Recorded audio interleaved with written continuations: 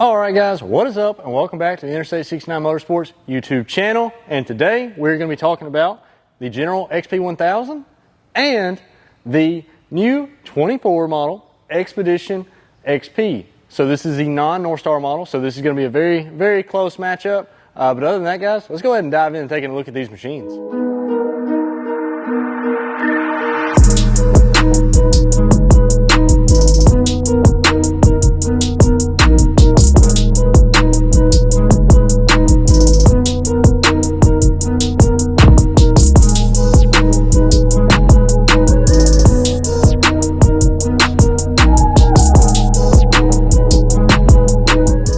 So, as you guys can see from the B-roll, we've got some beautiful machines here. These are both brand new, of course. One is a 23 model, being this General XP1000 23 model, and then we've got our 24 model over there that we'll get to in just a second. But guys, I think it's going to be easiest to kind of talk about everything one machine at a time. So I will build a lot off of the XPEDITION, talking about the General and vice versa. So let's just dive on into it. First of all, both these machines are going to come pre-installed with a Polaris 4,500 pound winch. And both machines are going to come with 30-inch tires, so that's and 15-inch wheels. So that's going to be a big thing. Where you're going to notice a lot of difference right off the bat is that the General XP1000 is going to come with the Walker Evans shock package with 14 inches of travel, whereas the XPEDITION will come with a different shock package that we can talk about later. So let's kind of just move on back. So we notice the general styling is the same as it has been for multiple years. And if we jump inside here, just kind of taking a look at everything, it's still the same as you guys are used to on the Generals, but don't worry, they are still super comfortable. You do have 2 bucket seats up front, 2 bucket seats in the rear, and guys, let's go ahead and dive on in and see what else comes on the inside of these bad boys. So guys, now that we're sitting in the 23 model General XP1000, the big thing, of course, that you might be wondering about or might want to see is that the seats have a good amount of bolstering on the sides. They are quite comfortable. I don't think it is as much bolstering or as comfortable as the XPEDITION, but we can hop into that later. So if we look ahead of us here, we see that we do have the traditional styled dual sweeping gauge. This gauge is very aesthetic. It looks great. I've always really admired and really thought these gauges looked awesome in the machines, and they give you all the information you really need to know. So no complaints there. One difference to note on the Generals and the XPEDITIONs is that on the Generals, the 4-wheel drive, 2-wheel drive, and turf mode switch is going to be on your left over here by the headlights, and that just kind of comes down to user preference and what you think is a better option. But we're going to jump right here to the dash, and we see that we've got our 7-inch display with Ride Command. So the Ride Command, you can also look at your gauges, trail maps, connect with other friends that have Ride Command, as well as play music through multiple sources, and that also connects to, of course, our Rockford Fosgate speaker pods. So you have 2 pods up front, 1 in each footwell, and then you also have 2 pods here in the back over both your passengers, so they can hear the music as well. And if we move forward, we notice that there is a grab handle right here for the passenger, and then we jump to the shifter. The shifter is very crisp. So you don't have that wandering feeling looking for gears, and that's something that the XPEDITION shares as well. It's not like previous models where you might be unsure if you're in between gears without actually having to look at the indicator. This has a very crisp feel. You know, as long as you know the layout, you know what gear you're in. The center console on this machine is just a lift-up console, and it is actually a very deep storage console. I don't know if you guys can see that or not. You also have a 12-volt socket in here if you guys wanted to put a phone charger or anything like that in there. So we'll go ahead and close the console. Of course, we've got our 2 cup holders up here, another 12-volt socket up front in front of the gear shifter, and then there is a little bit of area right here that you may be able to store something in, or just kind of put stuff to keep from flying around the cab. But other than that, guys, that's pretty much it for the front half of the machine. Let's go ahead and jump in the back and see how our passengers will feel if they're riding in this machine all day. Alrighty everybody, so we're in the back where your rear passengers will sit, of course, in your General. So we do have cup holders for the passengers. We have a little storage compartment here, a storage compartment here in the back, and then we also have our lift-up console, which is the exact same as up front with a 12-volt socket in there as well. So we'll go ahead and close that. You guys know we already got the tunes going. Like I said before, guys, we got our Rockford Fosgate speaker pods up there. So something I kind of want to touch on just from a rear passenger standpoint, I am 6'2", so I'm a little bit taller fella, got a little bit longer legs than most.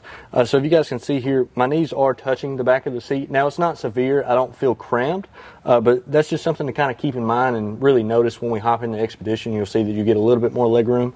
But yeah guys, let's go ahead and hop to the back side of the powertrain and kind of see what the General is working with. So we've made it out to the rear of the machine. So guys, the bed space in the General is actually a little bit less, about 3 inches less in length, a couple inches less in height, and a couple inches less in depth. So all around, that just means that the General will have a little bit smaller bed, can't hold as much cargo, but still nonetheless guys, the bed space is more than enough to hold your typical trail gear if you go out for a day or two.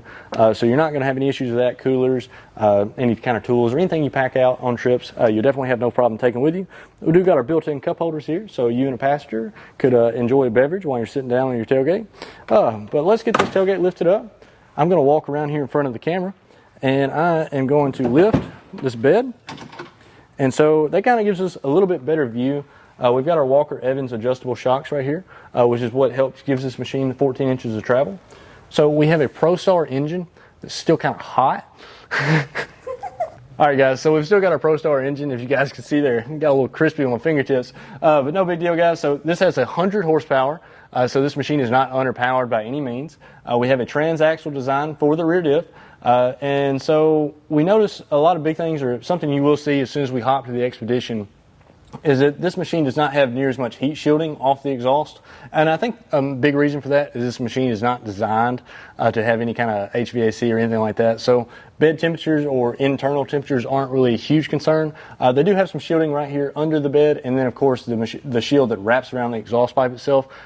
Just riding in the Generals and being around them, it seems to do a pretty good job of keeping heat out of the cab. Now as far as the bed goes, of course your bed will warm up over time, but that's just kind of a small complaint or small concern that some people may have. Of course you have quick access to your air box right here under the bed.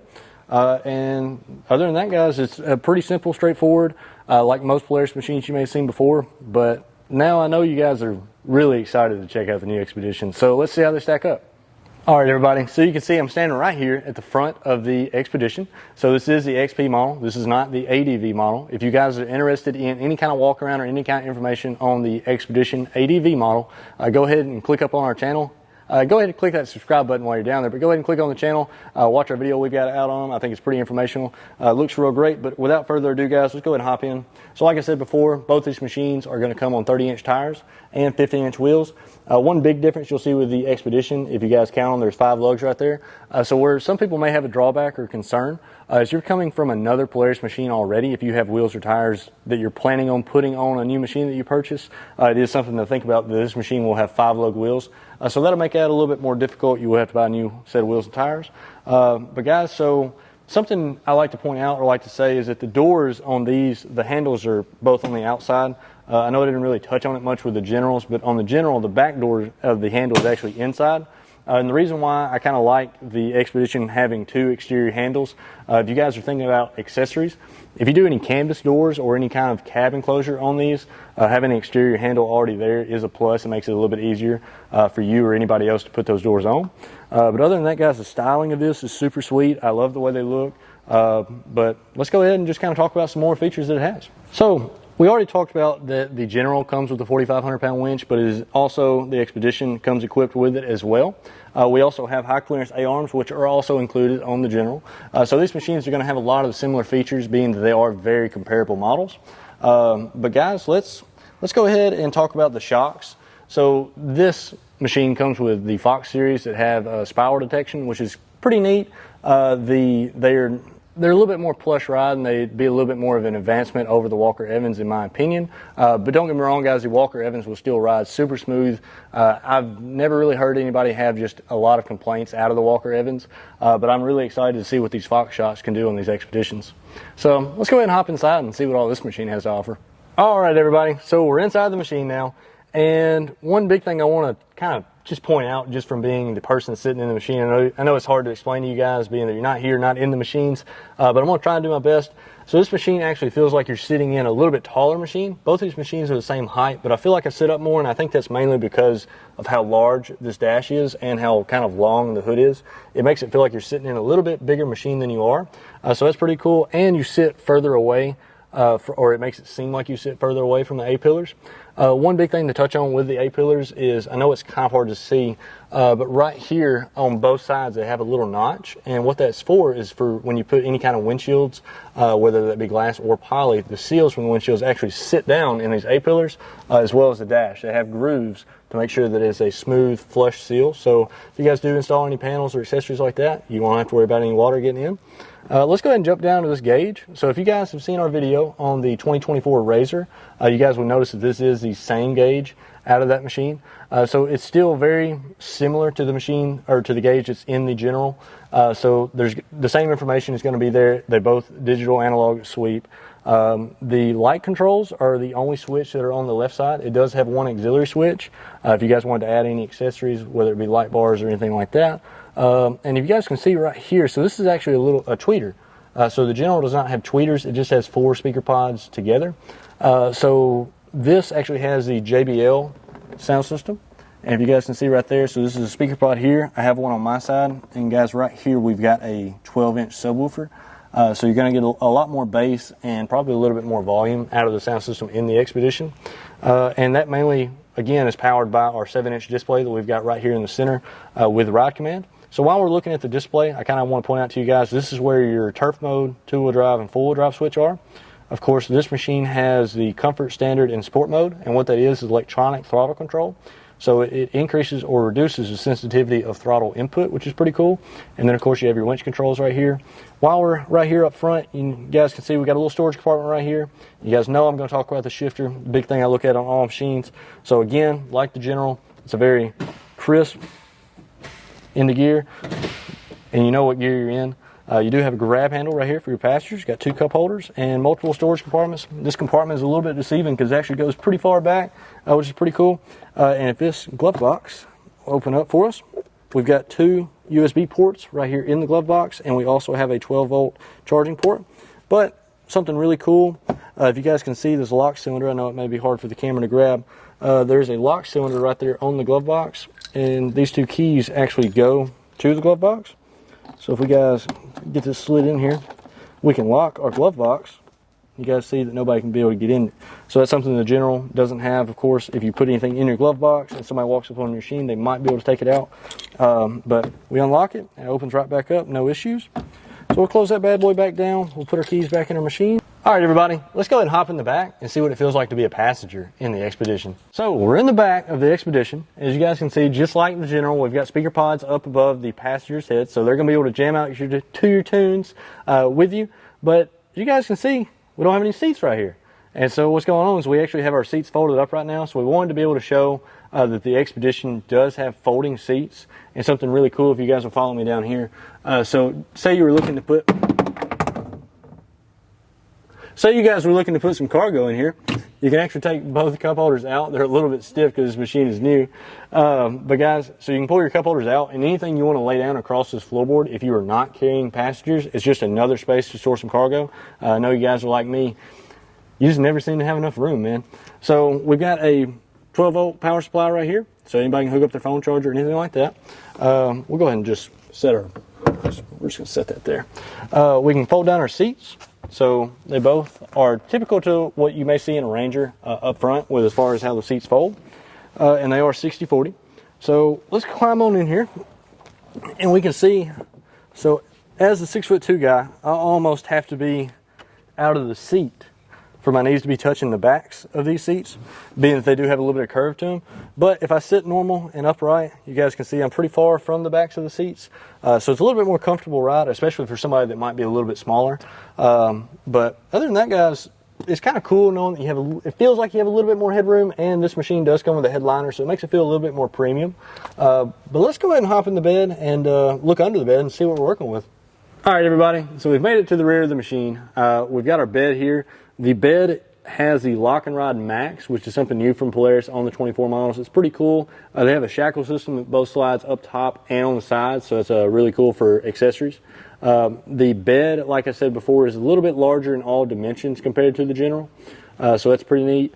If we go ahead and let our tailgate down here, we can see that the tailgate seems to be a little bit larger, or at least to the eye appears larger.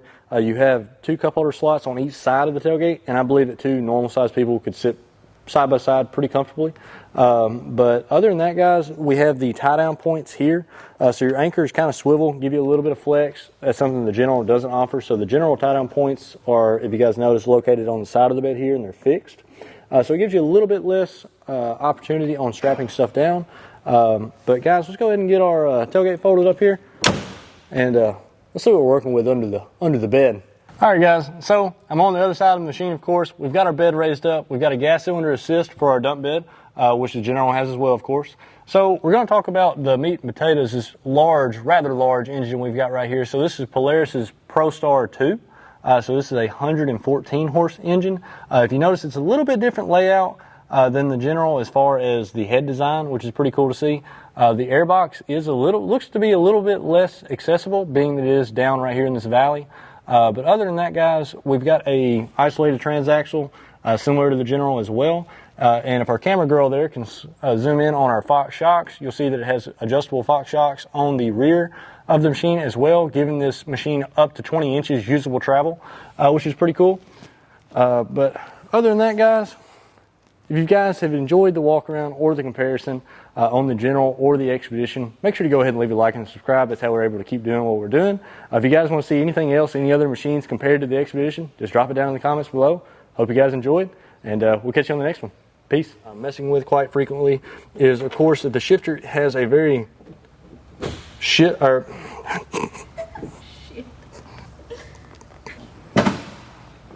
whole lot of nothing. Okay. I got it. See what kind of... What, Jay? What are we? See what kind of machinery you're working with. I don't know.